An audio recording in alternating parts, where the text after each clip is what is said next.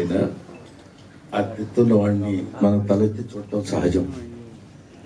మీ లైఫా, నా లైఫా, ఇంకో వాళ్ళ లైఫా, లైఫ్లో ఎవరి లైఫ్ అయినా అది అది అది వెనకాల మాట్లాడుకునే వాళ్ళు తప్పని కూడా నేను అంటలేదు సార్.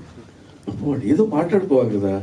ఆ మాట్లాడుకున్న దానిలో మన గురించి కొంచెం హార్ష్గా మాట్లాడేసరికి వెనకవాడు రోడ్డు మీద నడుస్తుంటే, ఏనుగు నడుస్తుంటే కుక్కలు అరుస్తాయి, అలాంటి పిచ్చి మాటలు కూడా వద్దు సార్. ఎందుకంటే అవి అరుస్తూనే ఉంటాయి, వీళ్ళు వెళ్తూనే ఉంటారు.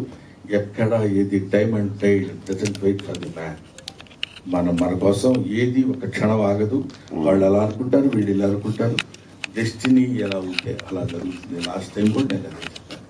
కాబట్టి కొంచెం చిన్న చమత్కారంగా చెప్పడానికి ఏంటంటే, మనం నిజంగానే వెనక మాట్లాడుకునే వాళ్ళు 1,90,000 మాట్లాడుకుంటారు. అవి మనకెందుకండి?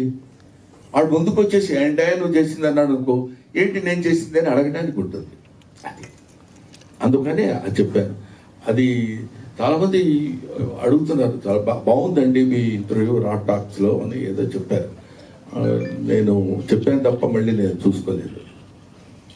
నెక్స్ట్ భోజనాలు అయిపోయినాయండి మీ, అందువల్ల సాలిడ్గా కూర్చుని ఉన్నారు.